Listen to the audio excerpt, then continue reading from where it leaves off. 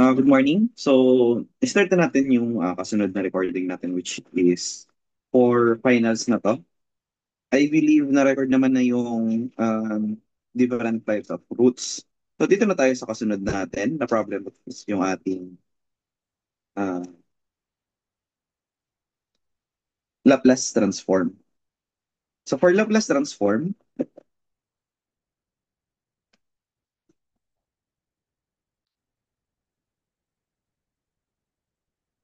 it follows the integral term na f of s, malaking F yan, is equal to the definite integral from the limits BA, K, function ST, multiplied by F T dt.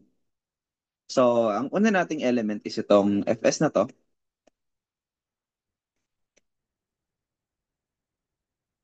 So, ang Fs natin is the transform function.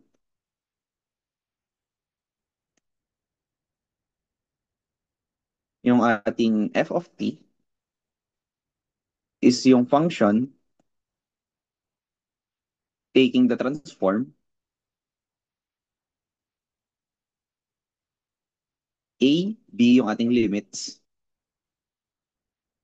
and yung k, st natin of the function st is yung kernel ng transform.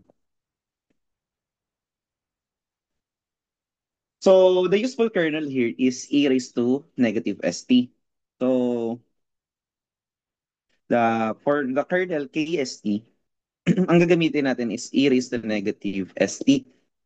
Since nasa function siya ng dt, and ito ay Euler number, so expect natin na yung magiging answers natin is mostly function of s, if not function of the constants. So madalas makikita natin sa Laplace transform ay mga s functions. So may mga considerations tayo. So, using this useful kernel, magiging f of s is equal to the definite integral from a to b, e negative st, ft dt. So, using limitation 0, yung 0 and infinity, kailangan natin gamitin is limitation na 0 to infinity para hindi mag-diverge yung ating Laplace transform. By diverge, magiging masyado magkalayo yung values niya. Ang kailangan kasi natin is convergence para maging nag-a-approach sila sa iisang value. So, however, not all equations will converge. Yung iba dito is magiging infinity. So, dapat yung f of t natin is a piecewise continuous function. And dapat magiging finite endpoints yung kakalabasan natin. So, for the limitation, it's madalas is 0, infinite. Now, for the Laplace transform, ano na yung magiging function natin? So, sulat natin dito. For Laplace transform, using the symbol, ito, for the Laplace, f and function of t, ang magiging sagot natin dyan is, sige, diretso ko na lang dito.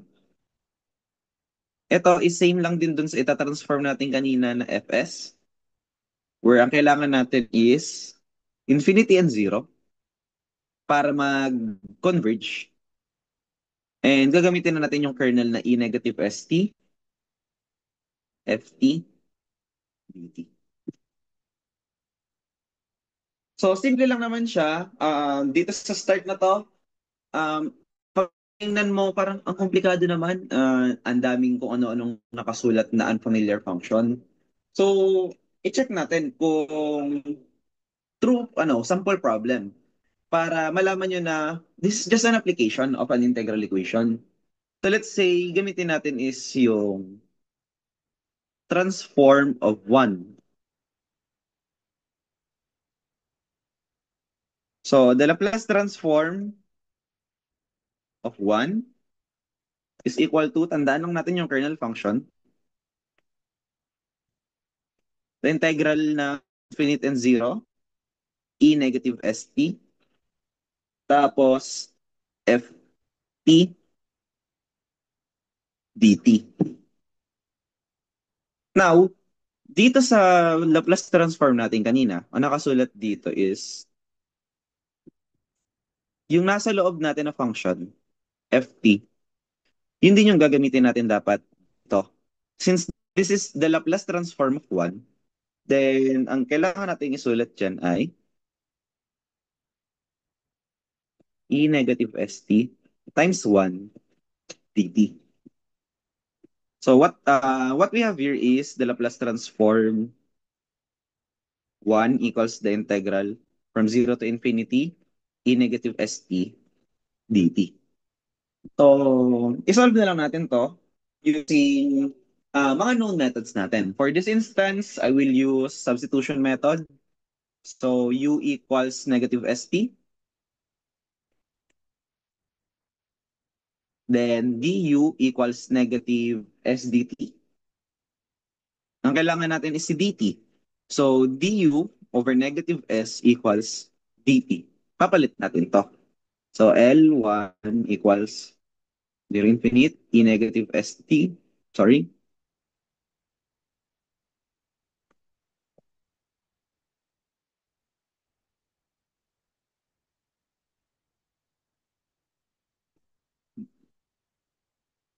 So, tapos U, not DT. Palitan na natin to. This is D yun, ah.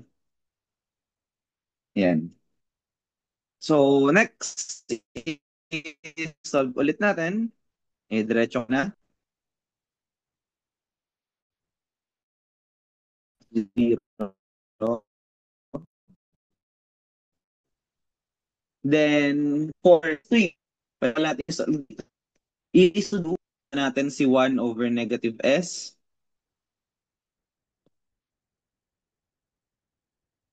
E raised to U du. From here, pwede natin siyang isolve. This is simply E raised to U. Asan si plus C? Wala, dahil ito ay definite integral.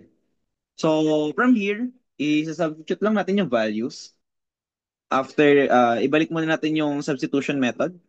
So, negative 1 over S times E negative ST.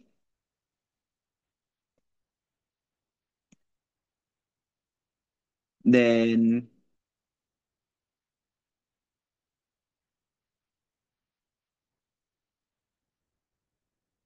mm, okay, pwede ko i-move dito. Para,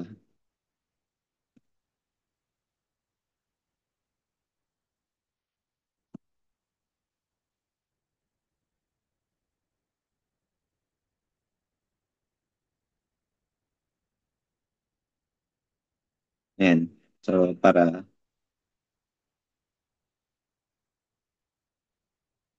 then from here, we have the plus transform of 1 equals 1 over negative S. Palitan na natin, E. So, substitute na natin yung value. We have E negative S times infinity minus E times negative S times 0. Ito ay,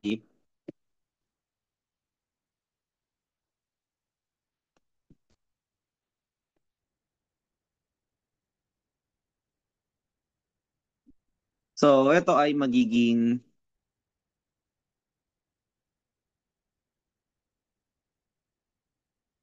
mawala na to. We have only here E raised to infinity,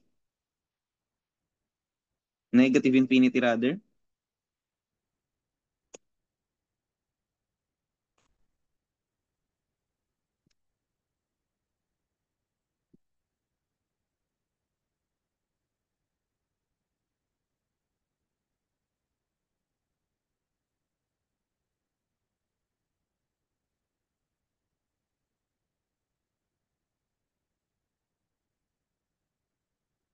Hello, hello? Okay, nawala yung audio. So dito, um, kailangan muna natin i-distribute yung property. So from the Laplace transform of 1 equals negative E raised to negative infinity over s. Mhm.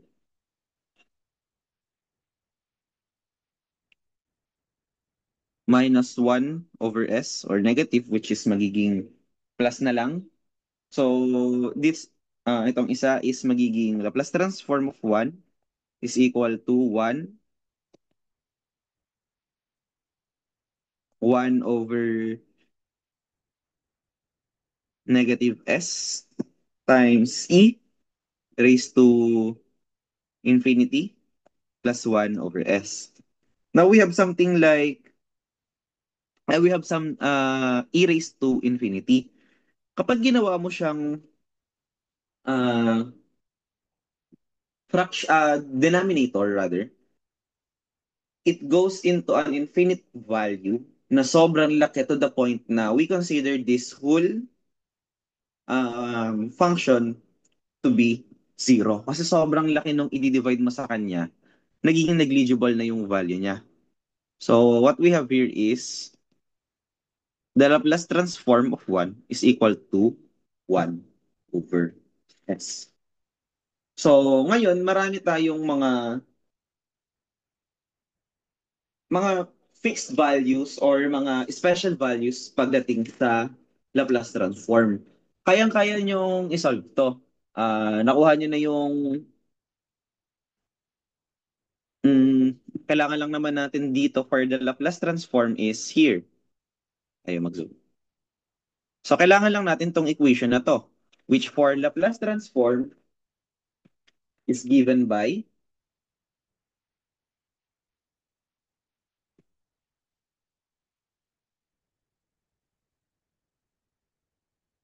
L, the function of f t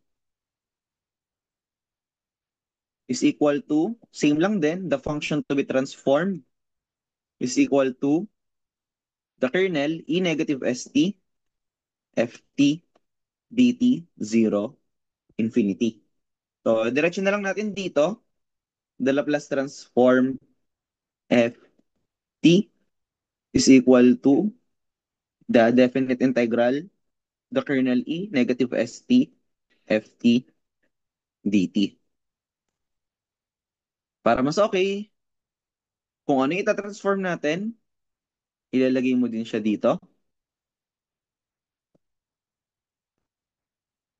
Then, that's it. Kailangan mo na lang siya solve through definite integral. Now, paano naman kapag inverse Laplace transform? For inverse Laplace transform, it's literally the inverse lang or the anti of the Laplace transform. So, lagyan natin dito ay inverse naman.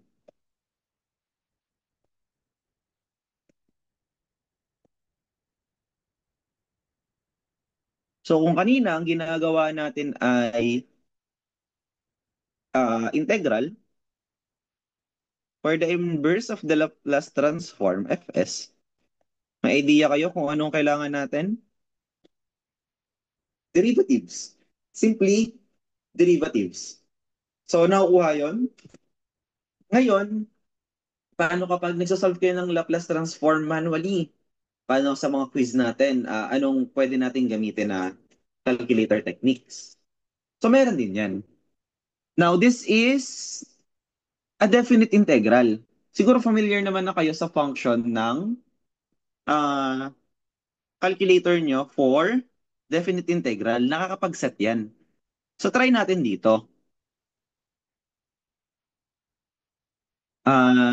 Gamitin natin yung isang problem which is hmm, kuha tayo, 3e raised to negative 40. So, the Laplace transform, so, calculator techniques tayo.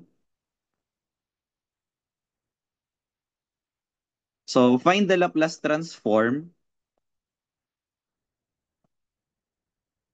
of 3e raised to negative 40. So, yan yung ating Laplace transform of ft is equal to 3e negative 4t.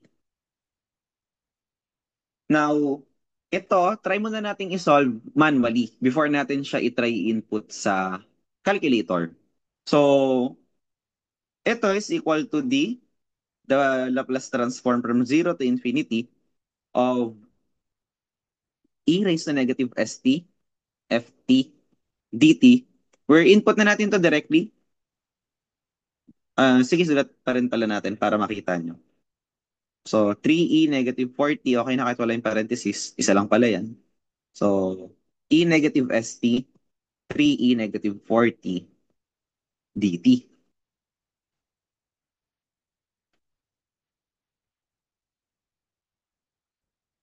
So, from here, hindi ko nasusulat to paulit-ulit. Diretso na tayo sa equal sign. Since nag-auto-solve siya, hindi ko pa siya alam paano i-figure out, paano tanggalin. So, ngayon, we have here, kailangan muna nating i-simplify tong 3e negative 40 and 3e raised to negative st. So, 3 times e, etong negative st, saka itong negative 40, they are both um, exponents of the same base. So kapag nagmumultiply tayo ng exponents with the same for the same with the same base rather, kailangan lang natin tong i-add. So negative 40 plus negative st. So makukuha na natin yung function na yan, dt. Now since parehas silang merong t, we can actually write it as 3e negative 4 minus s times t. Pwede rin namang equals 3e 4 plus s negative t dt. It will work. Since ito ay dt function, yung 4 and yung s, they are parehas na constants. So, sa negative t yung magiging function natin. So, in this case, ang kailangan muna natin kunin is u. So, u is equal to 4 plus s negative t. du equals, itong 4 plus s natin, negative, sorry, 4 plus s will be kept as is since constant times negative dt. So, ang kailangan natin dito ay du over negative 4 plus s. Don't forget about the parenthesis. Magkakamali kasi yan pag wala. Is equal to dt. Ipapalit na natin dito. So, equals infinite 0, 3e. Then itong buong function magiging raised to u. Then yung dt natin ay mapapalitan ng du over negative 4 plus s. Ilabas na natin to. 3 over negative 4 plus s eu du. A familiar scene, so equals 3 negative 4 plus s. Kung mapapansin nyo, itong eu, pag ni-raise mo sa infinite and 0, anong gagawin natin dyan? Isulat ko dito para hindi masyado mahaba. So magiging, ibabalik lang natin yung e, 4 plus s, negative t, minus e, 4 plus s, negative t. Where ito ay magiging 0, yung t mo. So magiging 1 lang to. And ito naman ay magiging e raised to negative infinite. Sorry, infinite. And ano nangyayari pag ganun? Ah, tulad nung kanina, layo pala. So, tulad nung kanina, kapag sinolve natin yon, magiging, ano nangyari dito na wala? Magiging sobrang laki lang nung value sa denominator to the point na we can treat it as 0 na lang.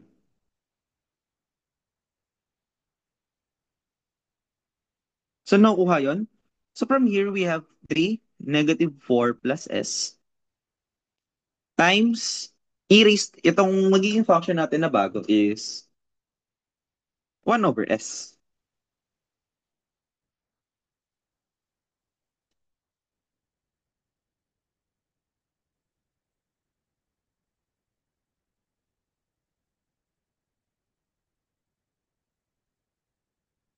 Or sorry, This is not 1 pala. I-solve pala natin dito dahil ito ay 4 plus s. So, sige na, paabayan na natin.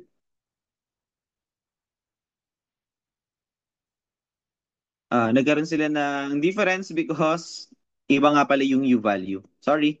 So, 3 negative 4 plus s. Solve na natin dito. Negative 4 plus s t minus negative 4 plus s t. Same lang din naman yan yung negative 4, ay yung 4 plus s t times negative t. Iniba ko lang yung order ng ng operation lang. So, palitan natin to ng infinite. Ito ay palitan natin ng 0.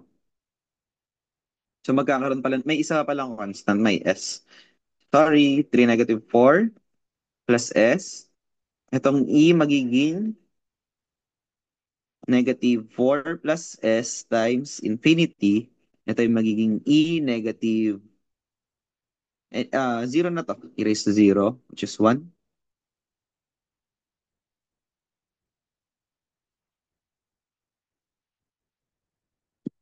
Then, from here, we have equals 3, negative 4 plus s.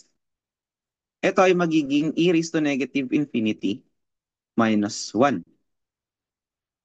Which, ang mangyayari, itong raised to negative infinity ay magiging 3 over negative 4 plus s, 1 over raised to infinite minus 1. Ito, ano mangyayari sa kanya? Magiging 0 na because sobrang laki. So, unlike doon kanina na may 1 over s pa, so ito is mamumultiply na lang by negative 1. So, 3 over negative 4 plus s times negative 1. And ano mangyayari from here? We have 3 over 4 plus s.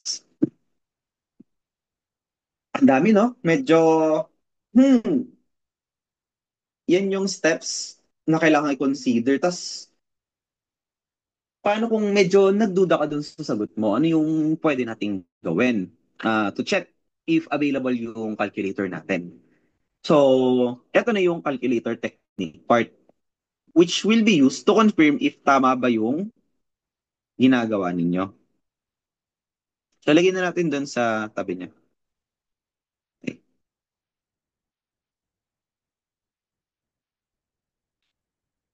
So, dito, same lang din naman yung function natin. For the Laplace transform is equal to infinite 0 ft negative st dt. Ganun din naman yung form na baliktad lang. So, pwede pa rin naman yan na ganito yung pagkakasulat.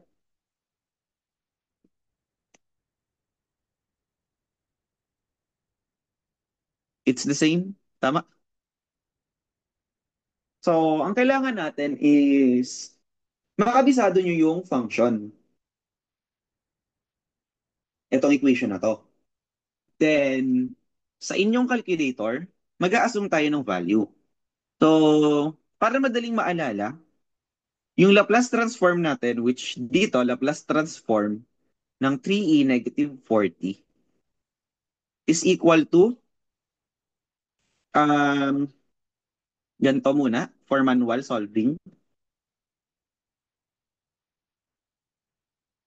Pero for simplified na writing, pagdating sa calculator, hanapin niyo yung definite integral function.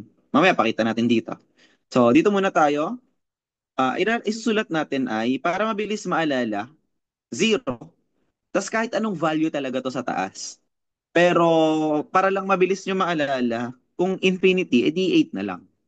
So next, we have raised to negative st. Ngayon, si s, mag-a-assume ka ng kahit na anong value. So dahil yung s, so lagyan natin dito, yung 8, infinity, tapos yung s, baliktarin na lang natin. So, gawin na lang natin 2. Any value naman yun, again, uh, pwedeng 5 yan, pwedeng 1, pero ito na lang para ano lang, mas maliit lang yung value. So, ang mangyayari dito, magiging raised to negative 2t. So, palitan pala muna natin yung kulay para makita nyo saan napunta.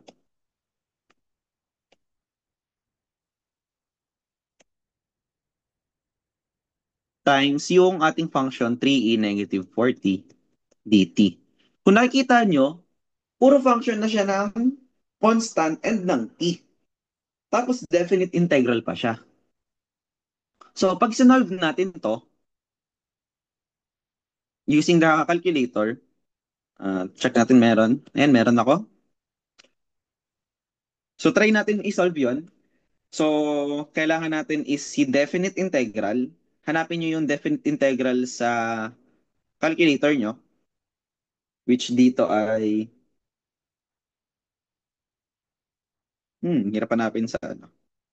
Or baka mali yung layout. Try ko lang i-flip. Baka makita ko.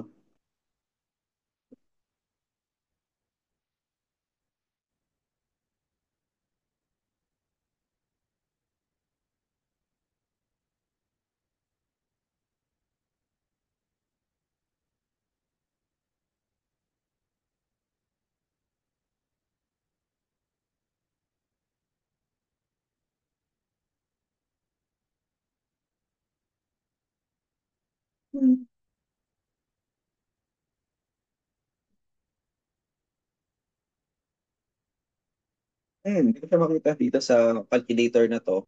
Pero sa mga calculators nyo, meron yan, yung definite integral na function. Makikita nyo doon is